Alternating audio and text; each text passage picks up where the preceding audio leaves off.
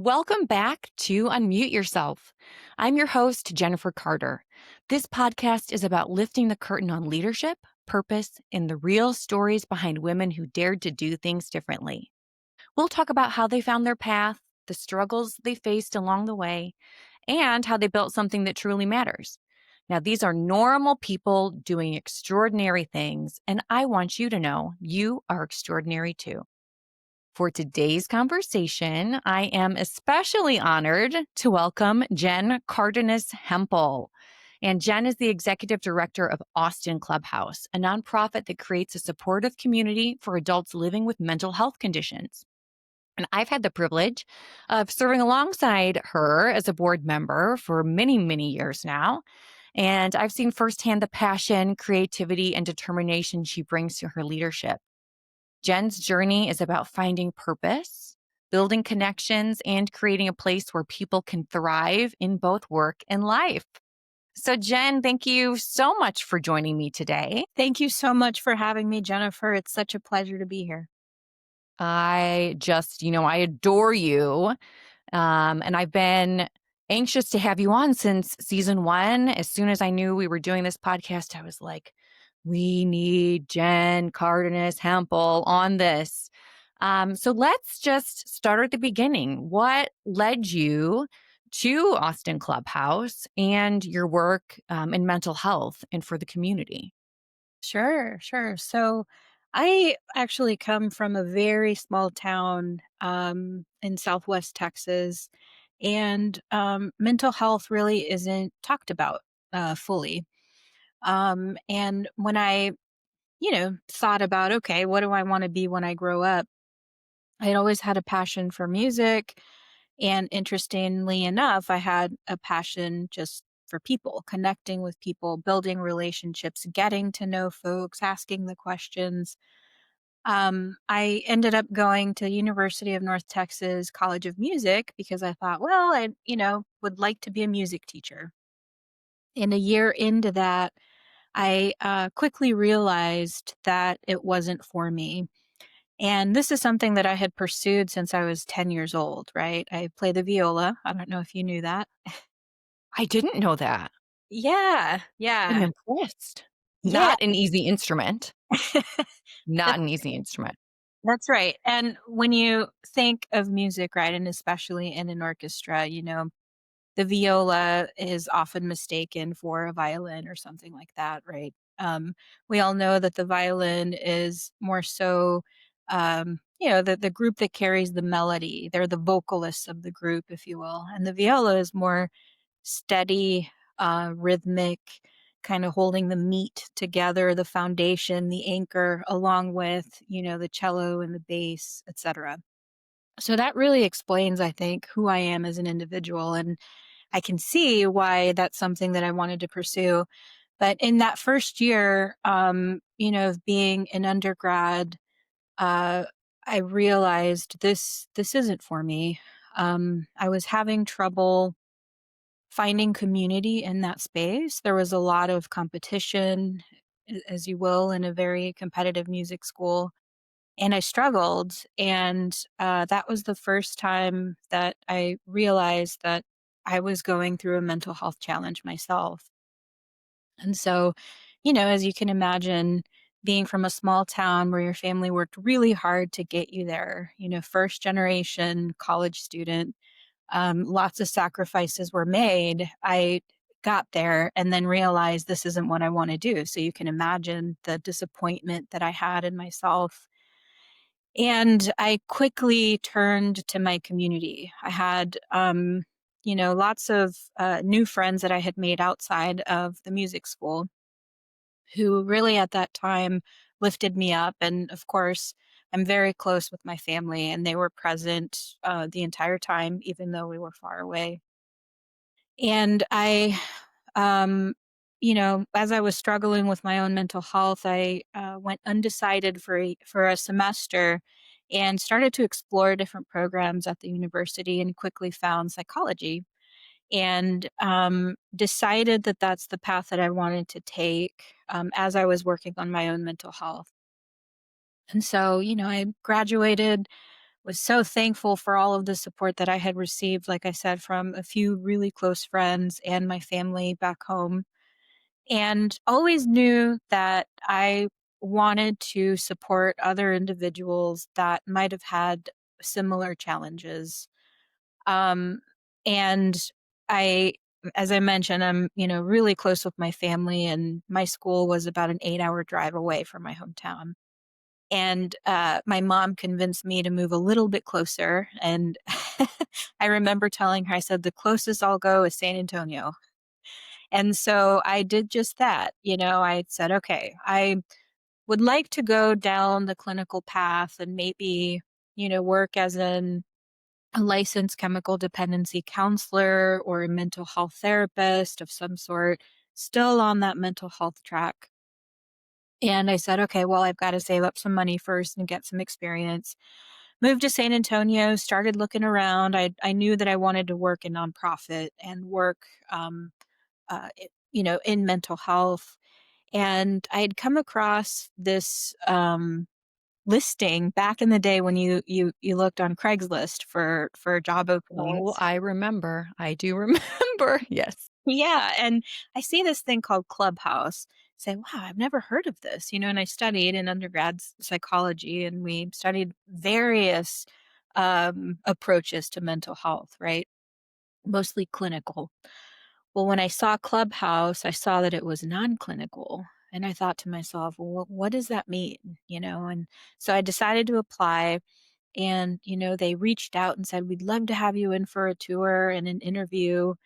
And the second that I stepped in that door, thought, wow, how did I not know that this existed? When I walked in, I was welcomed. There were individuals hustling and bustling and running the organization together. And I was quickly told these are members. They're not clients or patients. They're individuals who have been affected by a mental health condition, but are here and are seen as people first and foremost and are known for their strengths and talents. And we run the clubhouse together. You might not know who's a member or who's a staff. I was blown away. I thought, wow, how have I not heard of this?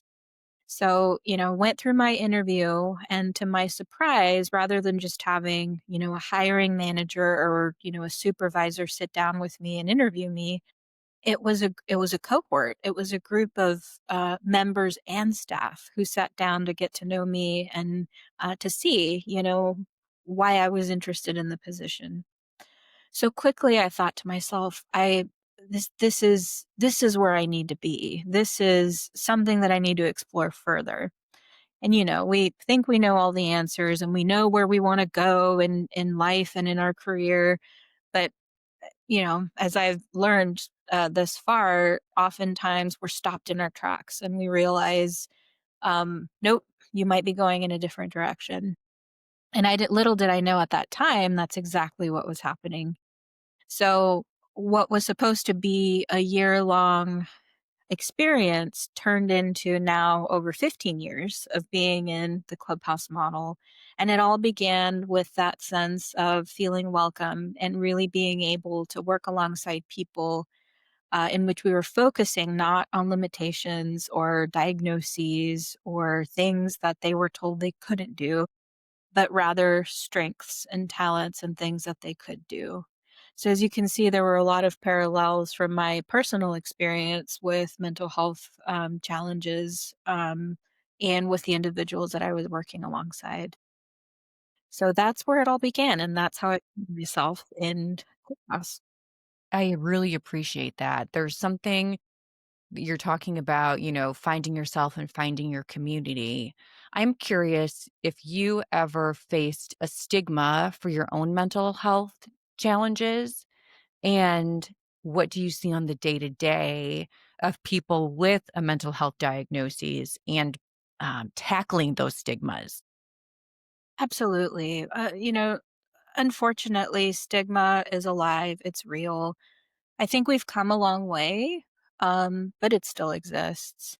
I think the most area that I've experienced stigma is pretty clearly around employment and the workplace, right? Um, when we talk about leadership, me personally, I only stepped in, I've been in the clubhouse world for over 15 years and I more recently stepped into leadership. Um, but there were thoughts that I had of, I'm not a leader. I don't have what it takes to be a leader. There's that inner critic that we all have. And then on top of, having stigma all around you around being able to advance in a career, being able to meet all of the milestones, it oftentimes, you know, can limit you in a sense. And in terms of, fellow colleagues, member colleagues, I think that's a huge challenge as well. You often hear folks that have been diagnosed with a mental health condition that say, well, you can't work. You won't ever be able to work. And if you do work, it's going to be part time and it might be an entry level job. And it's the complete opposite. I am thankful and grateful that I can work alongside individuals who have lifelong careers, who are reaching their full potential through the help of community and the clubhouse, and who are out there sharing that it is possible. But there unfortunately still is a lot of stigma around employment. Yeah, and I experience coaching people that have a diagnosis, and it's been beaten into them for so long, like, you can't because and you never will. And then when they find their community and their purpose and they start dipping their toes in the water of success, their confidence just builds and they shine. And it's such a completely beautiful thing. So what I'm thinking of a friend of mine now, right, who has a close family member that's struggling with some mental health challenges. That's quite young, like teenager, right? So what would you tell both parents with children with a mental health diagnosis and young people with a mental health diagnosis about how to move forward through this condition, health, like, don't even know what to say. Right, right. For both, I the simplest way to put it is keep on going. It gets better, but you have to keep on going. The way that the reason I think that I was able to move forward and find my community was because of, the close friends that I had in my family that was there that would check in daily, that would, never give up on me and, continue reaching out. I think reach out is one of the most significant ways that we can, help someone who might be in that space. Um, Oftentimes, if you reach out to someone and they're non-responsive, the first thing we do is, oh, they don't want to talk. It's okay. We'll leave it at that. But if you continue that and you're persistent and you're consistent and you're reminding that person, you can't, um, love someone into wellness. Obviously, we all know that that's something that each one of us has to do ourselves, but you can walk alongside that person and let them know that I'm not going anywhere. I will be here and I will walk with you through whatever you need to walk through. I think that's the most important thing.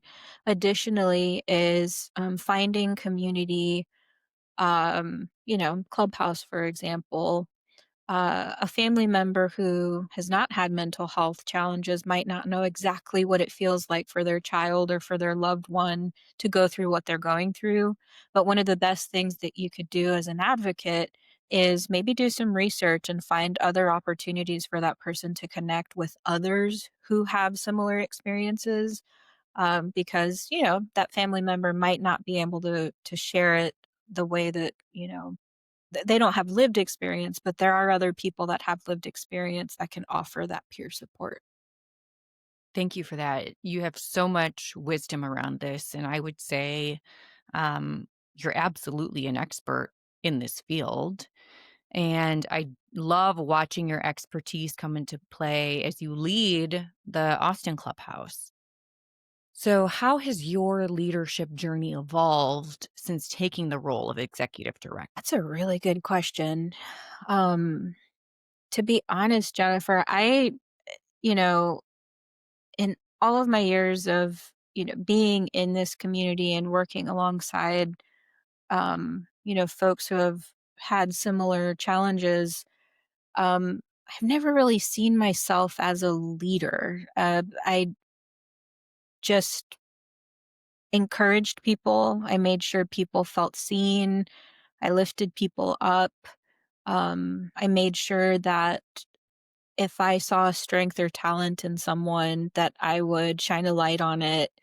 And more often than not, I think our coworkers, our colleagues, our friends, our peers are usually pretty hard on themselves, and it's helpful to have someone who says, "Hold on a second.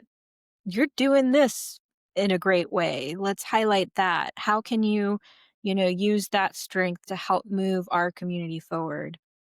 And when people have those opportunities, um, you know, naturally a team is built and a team is, high functioning, and we're getting the thing done that we need to get done. We're looking at obstacles and challenges, and we're tackling it as a whole rather than as individuals. And that's what I've seen, that really helps, us meet our mission and be successful.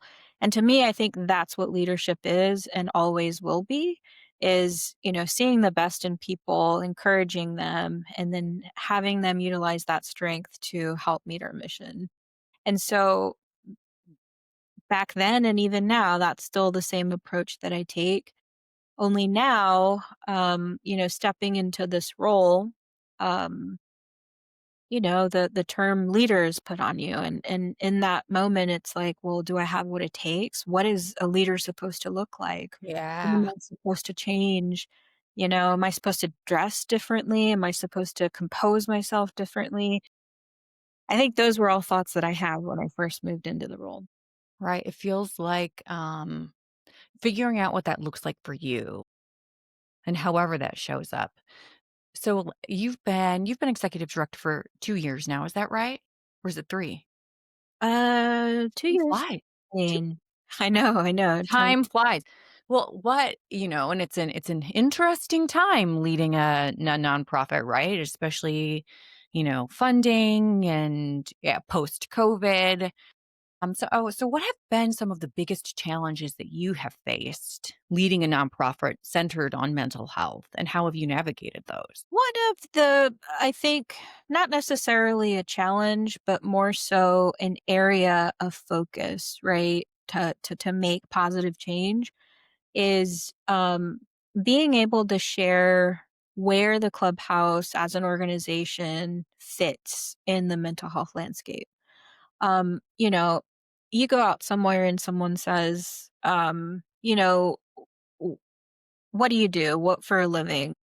What's your job? And you say, "Well, I work in mental health." The first thing people think of is the uh, clinical path, right? A therapist, a Right. psychiatrist, a mental health professional.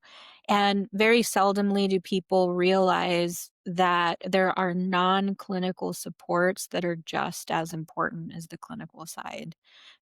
Medication, therapy, psychotherapy, all those things are essential, but they're not all that keep us mentally well, right? Community, purpose, opportunity, being seen, having a place to belong, like the clubhouse, having community. All of those things are just as important for someone who is really wanting to have long lasting recovery. And so, in the greater scheme of things, one of the things that I've really focused on is sharing what the clubhouse is, and sharing what the clubhouse isn't, and really shining a light on the importance of the non-clinical aspect that really keeps us well. That it just made me think, the clinical side, yes, it is so important, but for the first time, what you just said, it brought to me how important community is, I've had my own mental health challenges, right? I remember being in my 20s, significant bouts of depression, anxiety. And I remember coworkers coming to my apartment when I was having a significant bout of depression and just checking on me. And I just remember thinking, like, oh, I do matter. Nothing that a therapist could fix because I felt like I mattered. And to me, that sounds like what Clubhouse does for people on a daily basis. Yes, Oh my absolutely. goodness. Beautiful. How so I know, I mean, as executive director, that the board can take up a lot of time, right? Preparing for board meetings. And I hear a lot of folks say, like, I want to grow a nonprofit, I want to lead my own nonprofit. And one of the things I think people miss often times is that relationship between the executive director and the board. So can you talk about how you and your board of directors work together and why that matters? Absolutely. Yes. I think, you know, that relationship is essential to the health of the overall organization. We're so grateful to have folks, our board members who are volunteers, who are comprised in a wide variety of fields in the larger community to then help the clubhouse raise the profile, raise community partnerships, or strengthen community partnerships, and really help make an impact and offer the best possible opportunities for our members. And of course, also helping with financial sustainability, right?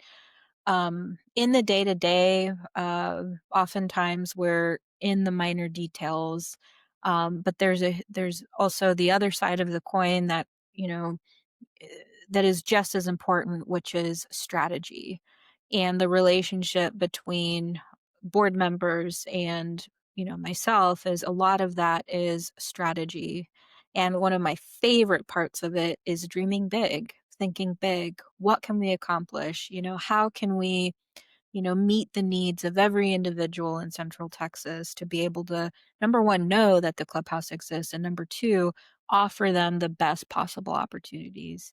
So that to me is, you know, why those relationships are essential and extremely valuable. Great. Great. So you're talking about big picture and dreaming big and not just keeping things the same. What inspires you to keep that creativity in action and that innovation coming? I think for me, one of the thoughts that comes to mind is when I'm at the clubhouse, I'm at my best. I love being in community. I love the hustle and bustle. I love celebrating who we are as a group of individuals working towards the same thing. But the thought that comes to mind every once in a while that is kind of my why, is I think of who isn't at this table right now, who isn't a part of the clubhouse yet. And I imagine, someone out there, um, perhaps isolated at home, um, having a sense of feeling like there is no one else out there that understands what they're going through, that they're going to feel alone. They're not going to be able to have opportunity. And I think that's the biggest thing, feeling alone. And I think to myself, how can we make sure that at the very least those individuals know that we exist? How can we work together as a group, and to think big and make sure, they might not decide to come in to the clubhouse, they might not be interested in membership, but at the very least, it's my mission to ensure that they at least know that we exist and there's a group of people out there that are ready and willing to welcome them with open arms. And so I think that thought is, really the foundation and the root of what keeps me going and, striving to, be able to offer more to more people. You you hit something on the head and it's feeding that why and keeping that why front and center. And for those listening, I know that as people climb the ladder, they get further and further away from the day to day, right? It's board relations, it's board meetings, it's strategies, the strategic planning, budget, blah, blah, blah, blah, blah, blah, blah. So, what's one piece of advice that you could share about leading with compassion, resilience, and maintaining that connection to the why that got you into this work in the first place? Yeah, I think it's finding the way that works for you, right? Um, for me, reminding myself of the why is something of a practice. You know, I can't say that I think about it daily. Obviously, I get lost in the day to days you just mentioned, strategic planning, board relations, supporting staff to then support members, sustainability, all of those things are what's on my mind 24/7, right? But there are moments and it usually comes when I'm in the thick of it and someone shows up. We have open door policies at the clubhouse. Someone shows up and walks through the door and just says, "Hey Jen, I haven't been here in 3 months. How's it going?" And I stop everything that I'm doing despite that feeling of this deadline is due. I need to get this to this person.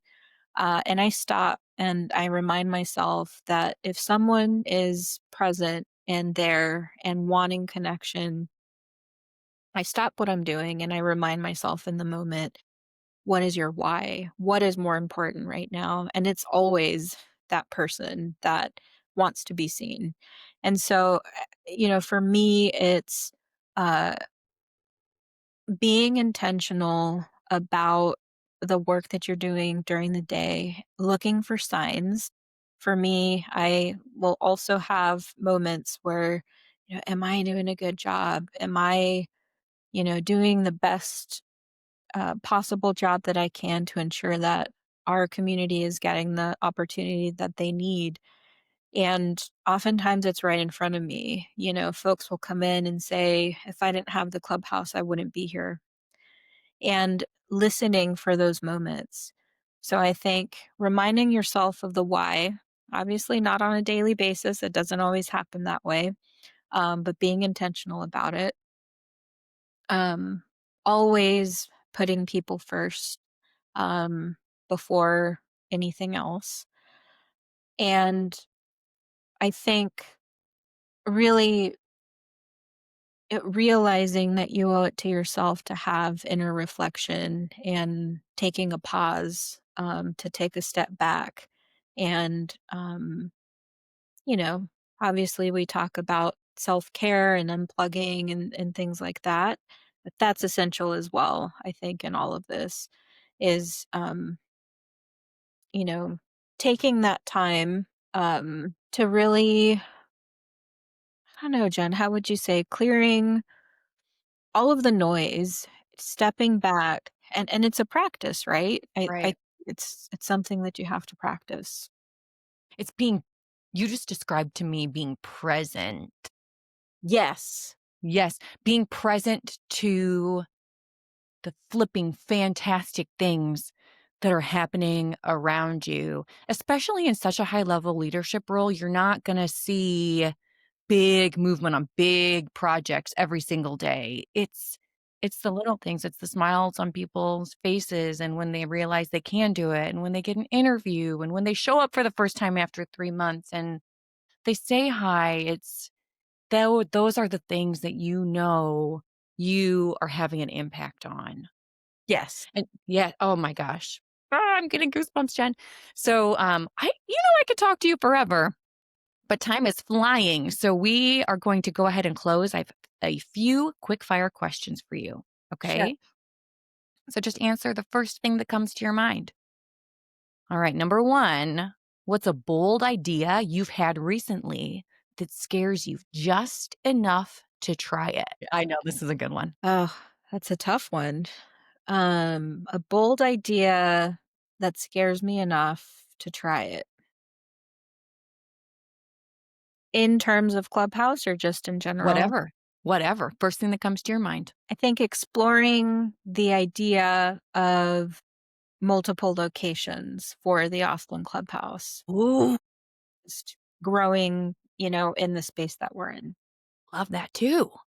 Yeah. Okay, second question. If you could unmute one topic people aren't talking about enough, what would it be? I'd say mental health and employment, the stigma around mental health and employment. Amen. What's one small daily habit that's had a big impact on your mindset? Making sure that I go on the long walk with my dogs. A walk with the dogs. Yeah. Good. Good. And not If being listen, rushed in it. what did you say? Not being rushed in it, but just taking a mindful walk with my boys. That's really impacted my mental health in a positive way That's recently. great. Good. If listeners could take one action, not just an idea, but an action after hearing this, what should it be?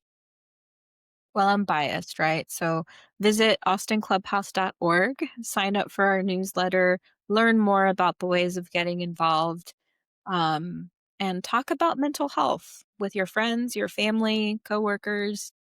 It's an important topic. You are just so full of wisdom, Jen. Okay, last quick fire question.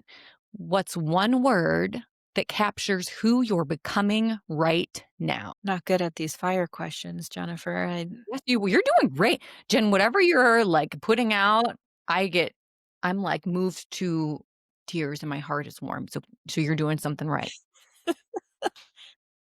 Let's see who I'm becoming. in one word. Inspirational. Oh, I would say that's absolutely true. Well, Jen, this has been such a powerful conversation. And thank you for sharing your story and your wisdom with us. And before we wrap, I do have just two final questions. Promise this is the end. So, if listeners walk away remembering just one thing from this conversation, what do you hope it is? Focus on your strengths and your talents and know that in your community you are essential. Um, and don't focus on the limitations. Right. Because we all have limitations, but our strengths are much more interesting, I would say. Yes.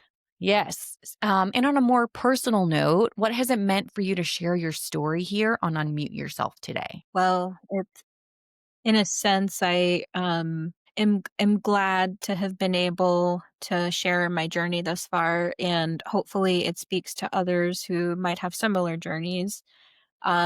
We never know how many people will be positively impacted by hearing a story, and have been hesitant in the past to share that. But I'm thankful that I did, and I hope that others um, feel comfortable in doing the same at some point. Thank you so much, Jen. I think absolutely your sharing your story does help people.